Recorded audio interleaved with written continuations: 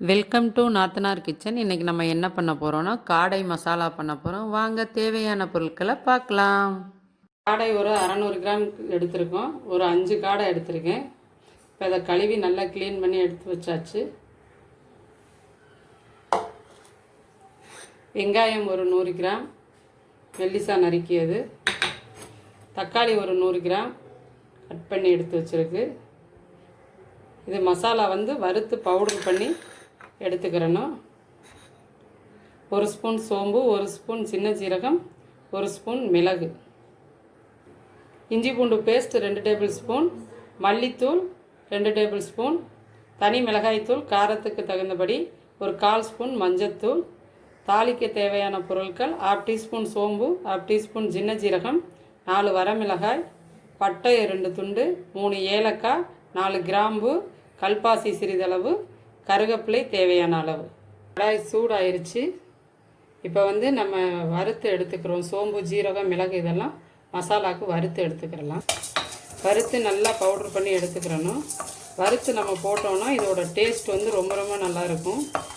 ஸ்டவ்வில் கடாய் வச்சு கடாய் சூடாயிருச்சு. எண்ணெய் ஊற்றி பட்டை, கிராம்பு, ஏலக்காய், சோம்பு, சின்ன ஜீரகம் எல்லாம் போட்டு தாளிச்சுக்கிறணும். கூடவே பட்டை வத்தலும் சேர்த்துக்கிறணும். இது கொஞ்சம் லைட்டாக நல்லா பொரியணும். வெங்காயத்தையும் சேர்த்துக்கிடுவோம்.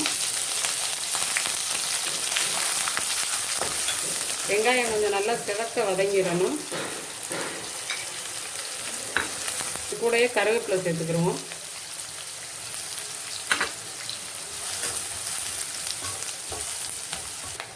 இப்போ கொஞ்சம் நல்லா வதங்க ஆரம்பிச்சிருச்சு. நல்லா கொஞ்சம் லைட் கோல்டன் ப்ரௌன் கலர் வந்துருச்சு. இப்போ இது கூட இஞ்சி பூண்டு பேஸ்ட்டு சேர்த்துக்கிறணும். நான் ஒரு 2 டேபிள் ஸ்பூன் சேர்த்துருக்கேன். நம்ம எந்த அளவு எடுக்கிறோமோ அதை கனெக்ட் பண்ணி எடுத்துக்கிறோம். இஞ்சி பூண்டு பேஸ்ட்டோட பச்சை ஸ்மெல் எல்லாம் நல்லா போயிடணும். தக்காளியை சேர்த்துக்கிறோம்.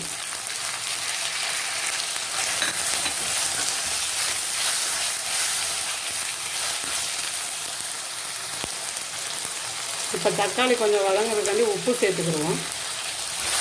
இப்போ தீயை கொஞ்சம் ஸ்லோ பண்ணி வச்சுட்டு மூடி போட்டு மூடி வச்சுருவோம். கொஞ்சம் தக்காளி நல்லா மசிஞ்சு வெந்துடணும். ஒரு 5 நிமிஷம் கழித்து பார்ப்போம்.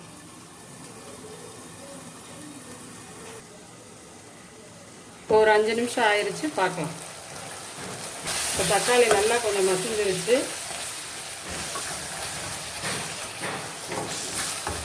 இப்போ இதோட மசாலாக்கள் எல்லாத்தையும் கொஞ்சம் சேர்த்துக்கலாம்.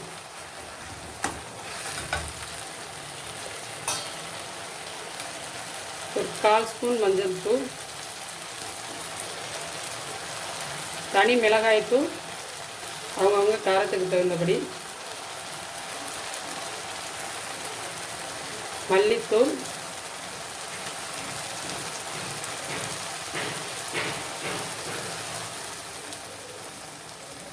கொஞ்சம் காரம் கூடுதலாக வேணும்னு ஒரு ஸ்பூன் சேர்த்துக்கிறேன்.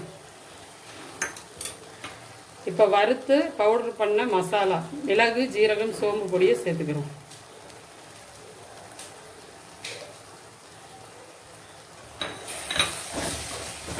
இப்போ இதை நல்லா எண்ணெயிலே நல்லா வதக்கணும்.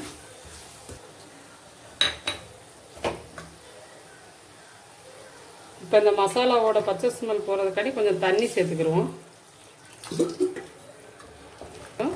மசாலா வெந்து கொஞ்சம் கெட்டியாகி மேலே பூரா எண்ணெய் மிதக்க ஆரம்பிக்கும். அப்போ பார்க்கலாம். ஒரு 5 நிமிஷம் மூடி போட்டு மூடி வச்சிடும்.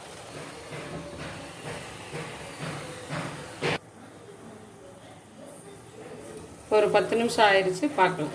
எண்ணெய் மேலே பிரிஞ்சு வர ஆரம்பிச்சிருச்சு. இப்போ நல்லா மிக்ஸ் பண்ணி விட்டுட்டு இப்போ நம்ம க்ளீன் பண்ணி வச்சுருக்கிற காடைகளை சேர்த்துடலாம். காடை சீக்கிரமே வெந்துடும். ஒரு 10 நிமிஷம் 5 நிமிஷமே நல்லா வெந்துடும். காடை ரொம்ப உடம்புக்கு நல்லது, குளிர்ச்சியும் கூட.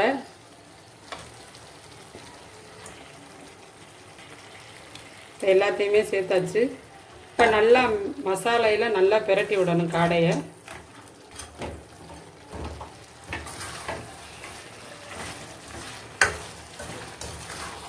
உப்பு ஃபஸ்ட்டே சேர்த்துருக்கோம். வேணும்னா கொஞ்சம் உப்பு டேஸ்ட் பார்த்துட்டு கொஞ்சம் சேர்த்துக்கிறலாம்.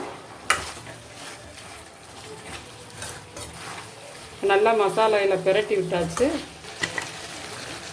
கொஞ்சம் அந்த இது வேகிறதுக்காண்டி கொஞ்சம் தண்ணி சேர்த்துக்கிறோம். அப்போ தான் அந்த மசாலாலாம் உள்ளே ஃபுல்லாக இறங்கும். கொஞ்சமாக சேர்த்தா போதும். நம்மளுக்கு எப்படி வேணுமோ கொஞ்சம் தண்ணியாக வேணாலும் வச்சுக்கிறலாம், இல்லை கிரேவி பதத்துக்கு வேணாலும் வச்சுக்கிறலாம், நம்மளோட இஷ்டம்தான்.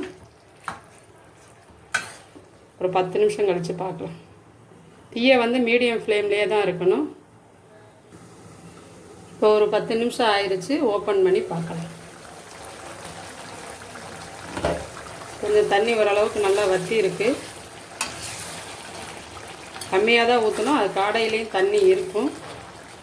இப்போ காடை கொஞ்சம் நல்லா வெந்துருச்சு.